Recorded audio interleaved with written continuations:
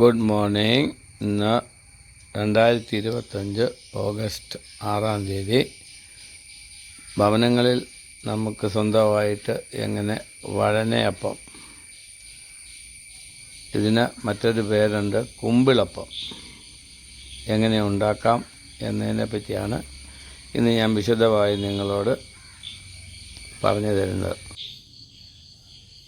സാധാരണയായി നമ്മൾ ചക്കപ്പഴം, നല്ല വരിക ചക്കപ്പഴം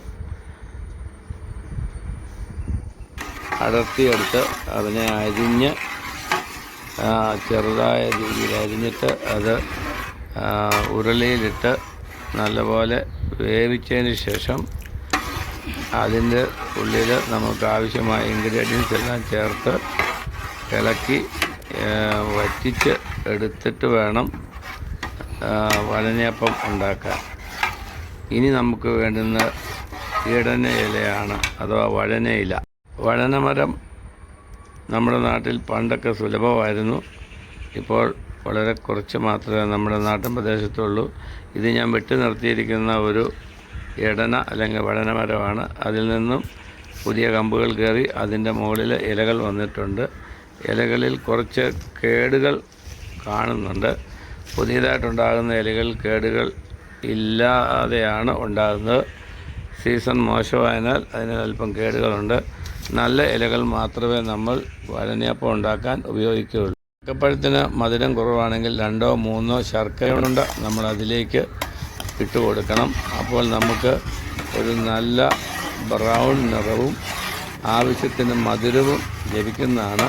നാട്ടിലുള്ള ചക്കകൾ പല തരത്തിലാണ് നമുക്ക് ലഭിക്കുന്നത്. ചിലതിന് മധുരം കുറവാണ്. മധുരം കുറവുള്ള ചക്കയാണ് നമ്മൾ ഉപയോഗിക്കുന്നതെങ്കിൽ അതിലേക്ക് ഇതുപോലെ 2-3 ശർക്കരയുണ്ട ഇട്ട് ഇത് വേവിക്കുന്ന സമയത്ത് നല്ലപോലെ ഇളക്കി ചേർത്ത് കൊടുക്കണം. തീയ് നല്ലപോലെ അടിയിൽ കൊടുത്തെങ്കിലേ ഇത് തിളച്ച് വേഗം ഇതിൻ്റെ വെള്ളം വറ്റി നമുക്ക് ഉപയോഗിക്കാൻ കണക്കിന് ആയി കിട്ടുകയുള്ളൂ. ഇപ്പോൾ നിങ്ങൾ കാണുന്നത് ഇതിൽ ചെറിയ ബബിൾസ് വരുന്നത് കാണാം. ഇതിൻ്റെ വെള്ളം ആവിയായി പൊയ്ക്കൊണ്ടിരിക്കുകയാണിപ്പോൾ. വെള്ളം ആവിയായി പോയതിന് ശേഷം മിച്ചം വരുന്നതാണ് നമ്മൾ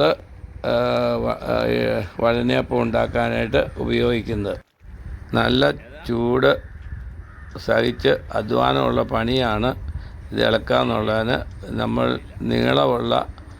ഞാൻ ഉപയോഗിക്കുന്ന നീളമുള്ള കണ്ണാപ്പയാണ്. ഏതാണ്ട് ഒരു 3 അടി 4 അടി അകലത്ത് നിന്ന് എനിക്ക് ഇത് ഇളക്കാൻ സാധിക്കും. അതുപോലെ ഈ ബബിള് വരുന്ന കൂട്ടത്തിൽ നമുക്ക് ഇതിൻ്റെ ചെറുതായിട്ട് തെറിച്ച് നമ്മുടെ ശരീരങ്ങളിൽ വീഴുവാൻ സാധ്യതയുണ്ട്. എപ്പോഴും നല്ല ഡ്രസ്സ്, പാൻറ്റോ അതുപോലെ കൈക്കിനുള്ള ബനിയനോ ഇട്ടിട്ട് വേണം നമ്മളിതിൻ്റെ അടുത്തേക്ക് ചെല്ലുവാൻ.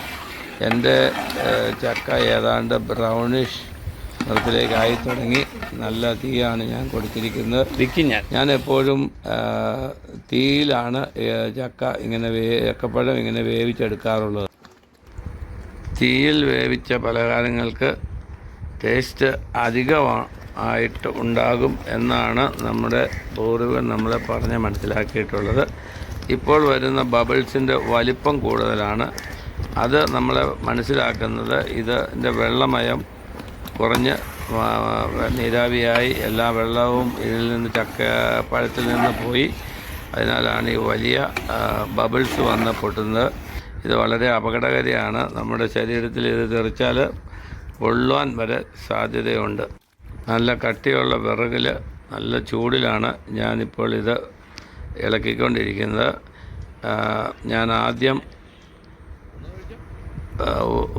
ഇളക്കിയ പാത്രത്തിലേക്ക് എൻ്റെ കയ്യിൽ സ്റ്റോക്കിരുന്ന അല്പം പഴവും കൂടെ ഇതിലേക്ക് ഇട്ട് കൊടുത്തു.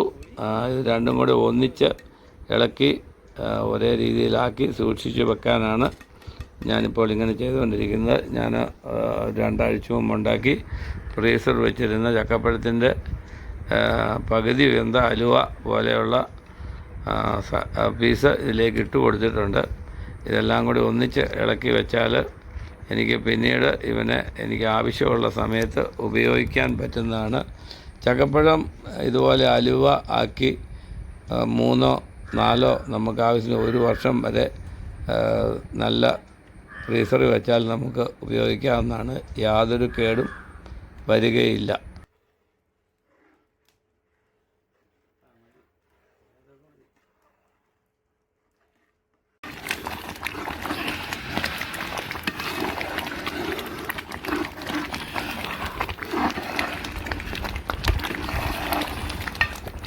തീയ് നല്ല ശക്തിയായി തന്നെ ഉണ്ട്. ഉരുളയുടെ വശങ്ങളിൽ കൂടെ തീയ് വെളിയിലേക്ക് വരുന്നത് കാണാം.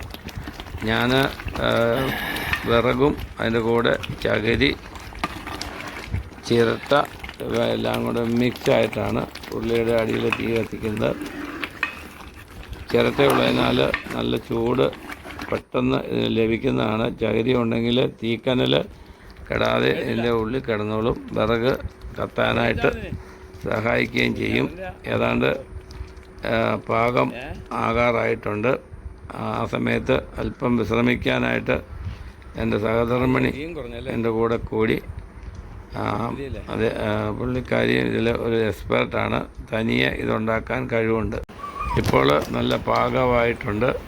ബ്രൗണിഷ് നിറമായി. ഇതിന് നമുക്ക് ജാക്ക് ഫ്രൂട്ട് ഹലുവ എന്ന് പറയാം. ഇതുപോലെ ചതുരത്തിലുള്ള പാത്രത്തിൽ ഇവനെ സൂക്ഷിച്ച് വെക്കുകയാണെങ്കിൽ ആവശ്യമുള്ളപ്പോൾ എടുത്ത് ഇവനെ മുറിച്ച് നമുക്ക് ഹലുവ പോലെ ഉപയോഗിക്കാൻ സാധിക്കുന്നതാണ്. ഇത് ഞാൻ വേറെ ഒരു കൂട്ടാണ് ഇപ്പോൾ കാണിക്കുന്നത്. ഇത് മൂന്നാമത് ഞാൻ മറ്റൊരു ദിവസം ഉണ്ടാക്കിക്കൊണ്ടിരിക്കുന്ന നിങ്ങളെ കാണിച്ചെന്നേ ഉള്ളൂ. ഇതും നമ്മുടെ ആദ്യത്തെ ഹലുവയുമായിട്ട് യാതൊരു ബന്ധവുമില്ല. ഇതൊരു ചെറിയ പാത്രം. അപ്പോൾ എനിക്ക് കുറച്ച് ചക്കയേ കിട്ടിയുള്ളൂ, ഒരു ചക്ക മാത്രം. ആ ചക്ക ഞാൻ പിന്നീട് രണ്ടാമത് പ്രോസസ്സ് ചെയ്യുന്നതാണ് ഇപ്പോൾ നിങ്ങൾ കണ്ടുകൊണ്ടിരിക്കുന്നത്. ഈ കൂടെ ഞാൻ എൻ്റെ ജാതിക്കായും ഉണങ്ങിയെടുക്കാൻ ശ്രമിക്കും. ജാതി പത്രി ഒരു സൈഡിലും ജാതിക്ക മറു സൈഡിലും വെച്ചാൽ എൻ്റെ ചക്ക പഴം വെന്ത് പാകം ആകുമ്പോഴത്തേനും ഈ ജാതിപത്രിയും ജാതിക്കായും ഏതാണ്ട് ഉണങ്ങി എനിക്ക് ലഭിക്കുന്നതാണ്. അതിനാൽ ഇതൊരു മൾട്ടിപർപ്പസ് പ്രക്രിയയാണ് ഞാനിവിടെ ചെയ്തുകൊണ്ടിരിക്കുന്നത്. ബ്രൗൺ നിറത്തിലായ ഈ ചക്കപ്പഴം നമുക്ക് ചെറിയ പാത്രങ്ങളിലാക്കി ഫ്രിഡ്ജിൽ സൂക്ഷിച്ച് വയ്ക്കാവുന്നതാണ്. ഒരു വർഷം വരെ ഇരുന്നാലും ഇവ കേടാകില്ല. നല്ലപോലെ തണുപ്പിച്ച് ഫ്രിഡ്ജിൽ. ചക്കപ്പഴ അലുവയിൽ നിന്നും നമുക്ക് കുമ്പിളപ്പം ഉണ്ടാക്കാനായി ആദ്യമായി പാത്രത്തിലേക്ക് അല്പം അലുവ ഇട്ട് കൊടുത്ത് അതിലേക്ക് തേങ്ങ ചിരവിയിടുക. അതിനുശേഷം ഈ മിശ്രിതത്തിൻ്റെ ഉള്ളിലേക്ക് ജീരകവും അല്പം ഏലക്കായും കൂടി ഇടിച്ച് നല്ലപോലെ പൊടിച്ച് അതിന് ഉള്ളിലേക്ക് ചേർത്ത് കൊടുക്കുക. ഇവ നാലും കൂടെ നല്ല പോലെ കൈകൊണ്ട് തിരുമ്മി കൂട്ടി അവനെ ഒരു നല്ലപോലെ മിശ്രിതമാക്കി എടുക്കുക. കുഴയ്ക്കുമ്പോൾ മധുരം കൂടുതൽ വേണമെന്നുള്ളവർക്ക് ശർക്കര ചിരവിയോ പഞ്ചസാരയോ ഇതിനകത്തോട്ട് ഇട്ട് കൊടുക്കാവുന്നതാണ്. ശർക്കര ചേർത്താൽ നമുക്ക് കുറച്ച് ബ്രൗൺ കളർ കൂടുതൽ ലഭിക്കും. കൂടുതലായിട്ടും ആൾക്കാർ ഇഷ്ടപ്പെടുന്നത് അല്പം ബ്രൗൺ നിറം തന്നെയാണ്. പിന്നീട് അതിനുള്ളിലേക്ക് അരിപ്പൊടി ആവശ്യത്തിന് ചേർത്ത് കൊടുക്കുക. 1-2 പാത്രം അതിനകത്തോട്ട് ചേർത്തിട്ട് കൈകൊണ്ട് നല്ലപോലെ മിക്സ് ചെയ്ത് ഇത് എല്ലാം നല്ലവണ്ണം നമ്മുടെ പൊടി നല്ലപോലെ അലുവായും തേങ്ങയും ആയിട്ടുള്ള കോമ്പിനേഷനിലായിട്ട് നല്ലൊരു ചേർത്ത് കൊടുക്കുക. അല്പം കൂടി മധുരമോ ചക്കപ്പഴത്തിൻ്റെ ടേസ്റ്റോ വേണമെന്നുണ്ടെങ്കിൽ അതിനുള്ളിലേക്ക് അല്പം കൂടെ ചക്കപ്പഴത്തിൻ്റെ അലുവ ചേർത്ത് കൊടുക്കാവുന്നതാണ്. നമ്മുടെ ഇടനേലയെടുത്ത് വരനേലയെടുത്ത് കുമ്പിൾ കൂട്ടി അതിനുള്ളിലേക്ക് ഒഴിച്ചു വച്ചിരിക്കുന്ന ഈ മിശ്രിതം കയറ്റി നല്ലപോലെ പ്രസ് ചെയ്ത് ഉള്ളിലേക്ക് ടൈറ്റാക്കി വെച്ചതിന് ശേഷം ഇടനേലയുടെ അറ്റത്തുള്ള ഞെട്ടിൻ്റെ അറ്റം ഇതിലേക്ക് കുത്തി കയറ്റി വെക്കുക. അപ്പോൾ അത് അവിടെ ലോക്കായിട്ടിരുന്നോളും. ഏതാണ്ട് ത്രികോണാകൃതിയിൽ ഒരു പടക്കത്തിൻ്റെ ആകൃതിയിൽ ഇത് ഇങ്ങനെ ഇരിക്കും. അങ്ങനെ കുത്തി വെച്ചാൽ അതൊരു ലോക്കായിട്ട് തന്നെ വേകുന്നിടത്തോളം സമയം അവിടെ ഇരുന്നോളും. ഇടനയില്ല, കേടില്ലാത്തതും നല്ലപോലെ കഴുകി ഉണങ്ങിയതും ആയിരിക്കണം. ഇങ്ങനെ ഉണ്ടാക്കി വച്ചിരിക്കുന്ന ഇഡലിയപ്പം നമുക്ക് പിന്നീട് ഒരു ഇഡ്ഡലി പാത്രത്തിൻ്റെ തട്ടിലേക്ക് മാറ്റാവുന്നതാണ്. ഇഡ്ഡലി പാത്രത്തിൻ്റെ തട്ടിൽ നമുക്ക് ആവി കയറ്റാൻ എളുപ്പമുണ്ട്. ഇഡ്ഡലി പാത്രത്തിൻ്റെ ഉള്ളിൽ ഇത് 1 2 അടുക്കുകളായി വയ്ക്കാവുന്നതാണ്. ആവി എല്ലാത്തിനും ഉള്ളിൽ കൂടെയും കയറി വന്നോളും.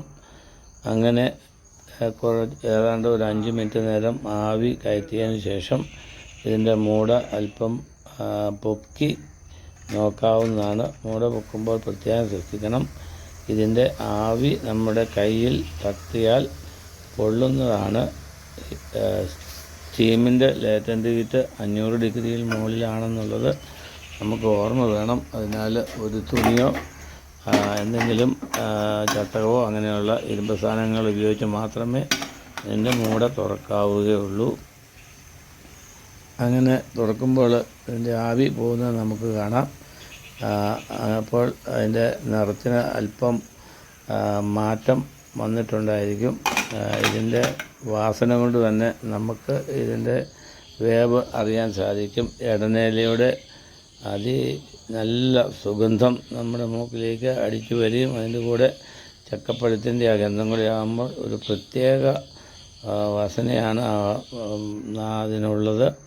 അങ്ങനെ വെന്ത മഞ്ഞപ്പം ഒരു പാത്രത്തിലേക്ക് മാറ്റി ചൂടോടുകൂടി ഭക്ഷിക്കുവാൻ സാധിക്കുന്നതാണ്. നല്ല ചൂടാണെങ്കിൽ ഇപ്പം ബുദ്ധിമുട്ടുണ്ട്, എങ്കിലും ചൂടാറിയതിന് ശേഷം ഇത് ഭക്ഷിക്കുകയാണ് വിശിഷ്ടം.